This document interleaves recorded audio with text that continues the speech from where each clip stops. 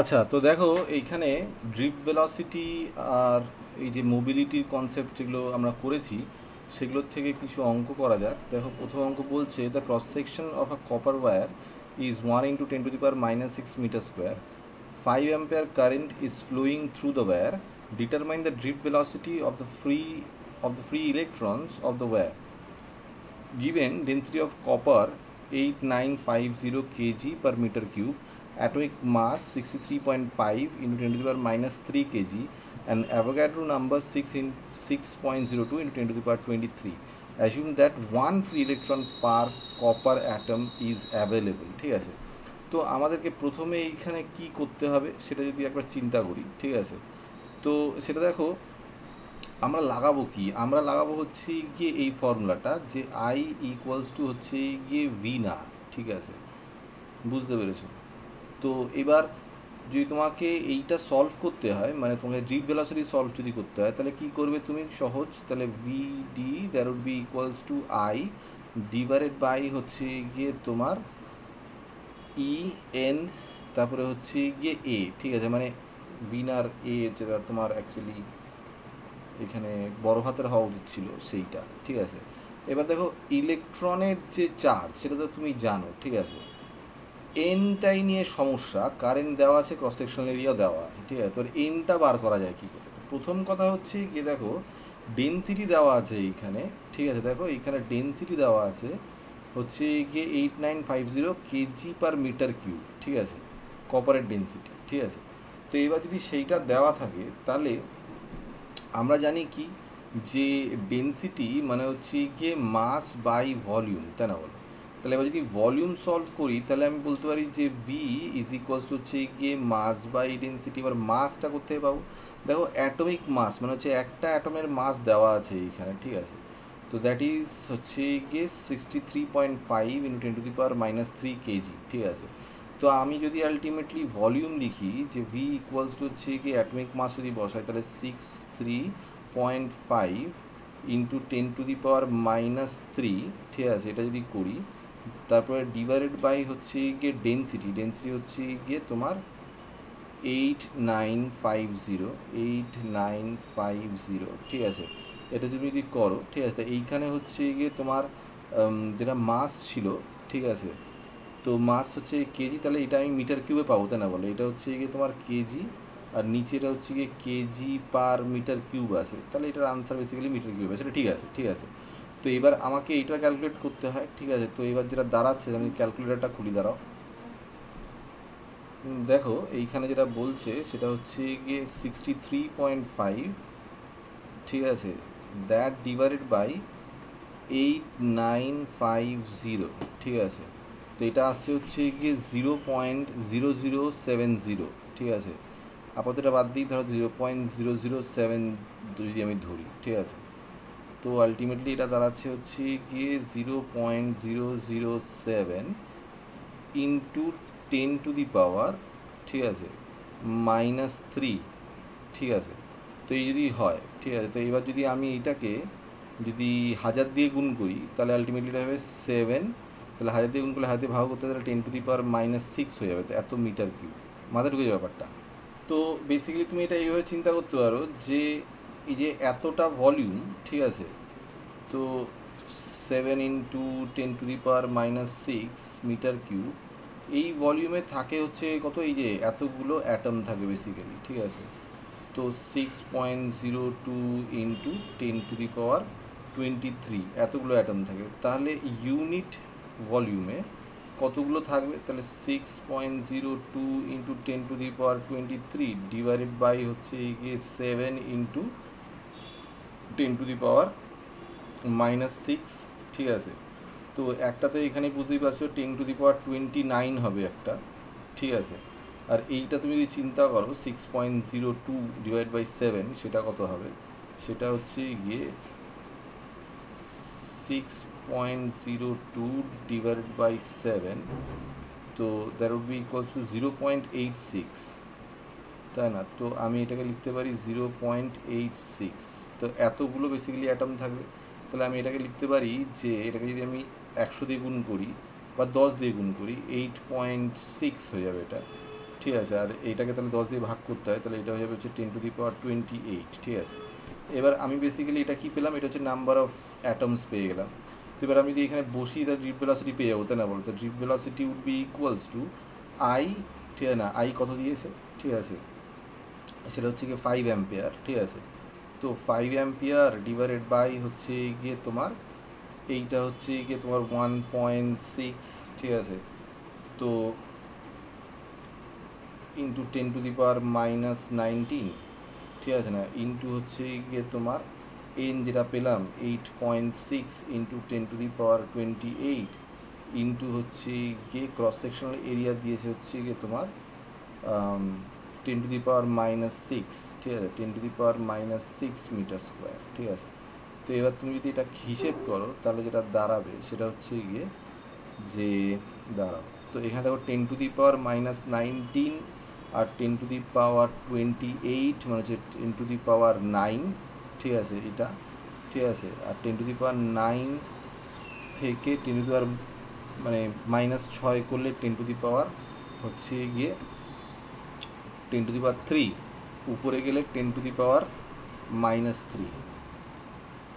তো এটা তো একটা পেলাম, ঠিক আছে। আর নিচে যেগুলো ক্যালকুলেট করতে হবে সেটা হচ্ছে গিয়ে 1.6 ইন্টু 8.6, তাই না? তো যেটা হচ্ছে সেটা হচ্ছে গিয়ে 5 divided by 1.6 into 8.6, that is equals হচ্ছে গিয়ে 0.36।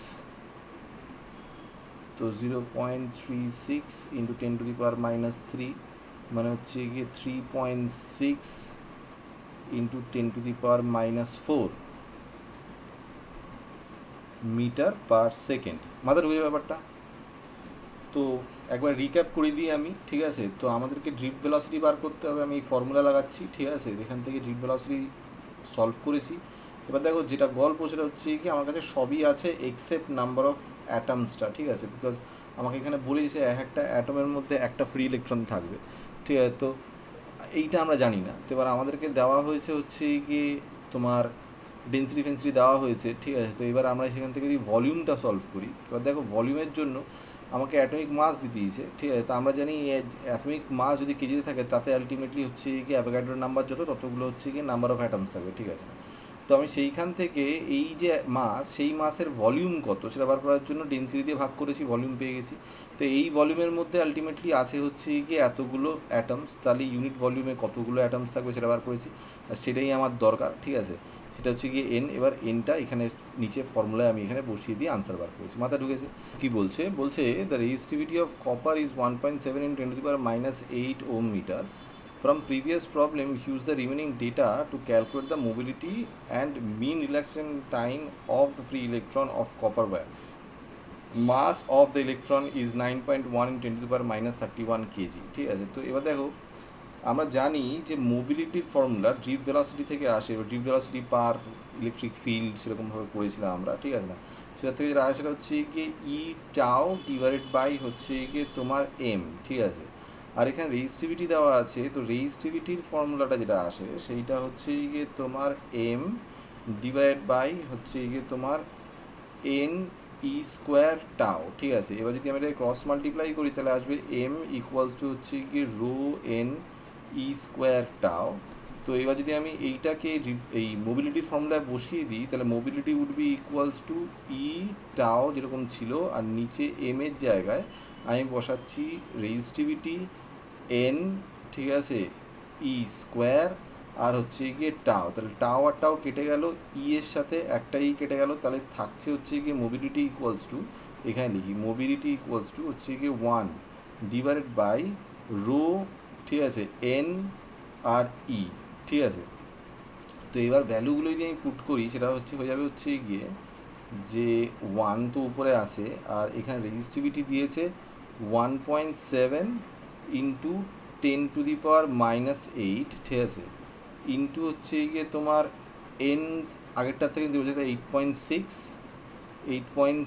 ইন্টু 10⁻28, ঠিক আছে, ইন্টু হচ্ছে গিয়ে তোমার 4, সেটা হচ্ছে গিয়ে 1.6 ইন্টু 10⁻⁻19, ঠিক আছে।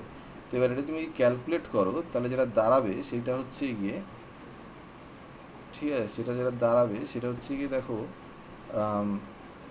Mobility would be equals to, দেখো এইখানে তো আছে -8 -19 মানে -27, ঠিক আছে, আর এখানে যে 28, তাহলে হয়ে যাবে হচ্ছে গিয়ে 10⁻1 উপরে গেলে, ঠিক করলাম তো, 27, 20 থেকে 27 গেলে হচ্ছে গিয়ে 1, ঠিক আছে, তাহলে উপরে গেলে 10⁻−1, তাহলে 10⁻−1 একটা উপরে বসে আছে, আর নিচে যেটা বসে আছে সেইটা ক্যালকুলেট করি, ঠিক আছে, সেটা হয়ে যাচ্ছে হচ্ছে গিয়ে তোমার 1.7 ইন্টু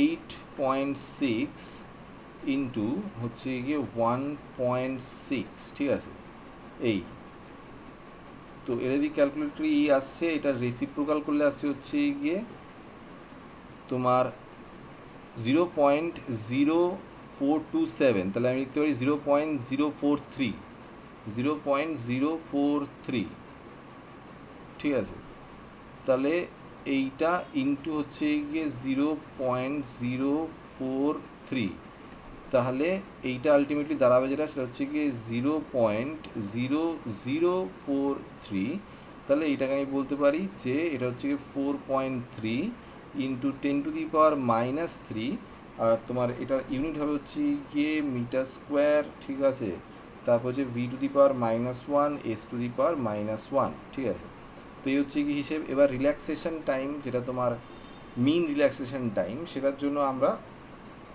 এই যে তোমার মোবিলিটির যে ইকুয়েশনটা, সেটাতে আমি যদি বসিয়ে দিই, ঠিক আছে, তাহলে যেটা দাঁড়াবে সেটা হচ্ছে কি দেখো, এই মানে এই ইকুয়েশনটাতে, তাহলে হয়ে হচ্ছে কি মিউ ইকুয়ালস টু তোমার ছিল হচ্ছে গিয়ে ই টাও ডিভাইডেড বাই হচ্ছে গিয়ে এম, ঠিক আছে, তাহলে মোবিলিটি পেয়ে গেছি, তাহলে ultimately mobility into m into divided by হচ্ছে গিয়ে e, that is equals to tau, তাহলে মোবিলিটি হচ্ছে গিয়ে তোমার 4.3 ইন্টু 10⁻−3, ঠিক আছে, আর মাস হচ্ছে গিয়ে 9.1, ঠিক আছে, 9.1 ইন্টু 10⁻−31, ঠিক আছে, দিয়েছে, ঠিক আছে, আর ডিভাইডেড বাই হচ্ছে গিয়ে তোমার চার্জ, তাহলে হচ্ছে গিয়ে 1.6 ইন্টু 10⁻−19, ঠিক আছে, তাহলে এইখানে দেখো আসছে হচ্ছে গিয়ে 10⁻−34, ঠিক আছে, আর এইটা উপরে গেলে হয়ে যাবে হচ্ছে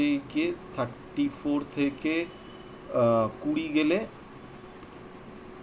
হয়ে যাবে হচ্ছে গিয়ে 14, তাই না বলো, তাহলে 20 তো অ্যাকচুয়ালি যাচ্ছে না, যাচ্ছে হচ্ছে গিয়ে 19, তাহলে হয়ে যাবে হচ্ছে গিয়ে 15, তাই না, তাহলে 10⁻−15, ঠিক আছে, আচ্ছা দাঁড়াও, ঠিক করলাম তো, আরেকবার দেখে নিই, দাঁড়াও, তো এটা হচ্ছে গিয়ে তোমার 10⁻−34, উপরে এটা যদি যায় 34 থেকে 19 গেলে, ঠিক আছে, হয়ে যাবে হচ্ছে গিয়ে 15, ঠিক আছে, তাহলে এটা একটা 10⁻−15 পাচ্ছি, আর এইখানে হচ্ছে গিয়ে 4.3 ইন্টু 9.1 ডিভাইডেড বাই 1.6, ঠিক আছে, 4.3 ইন্টু 9.1, ঠিক আছে, ডিভাইডেড বাই 1.6, তো এটা দাঁড়াচ্ছে 24.45, তাহলে 24.45 ইন্টু 10⁻−15, এবার এটাকে যদি আমি দেখো মানে নর্মাল যেরকম লিখি আর কি, সেরকম যদি 2.4 লিখি, ঠিক আছে, তাহলে এটাকে আমি বেসিক্যালি 10 দিয়ে ভাগ করলে, তাহলে 10 দিয়ে গুণ করতে হবে, তাহলে এটা হয়ে যাবে 10⁻−14, ঠিক আছে, তো এই হচ্ছে গিয়ে কথা, তাই হচ্ছে এটা হচ্ছে সেকেন্ডে আনসার আসবে, মাথা ঢুকেছে এই প্রবলেমটা, ঠিক আছে।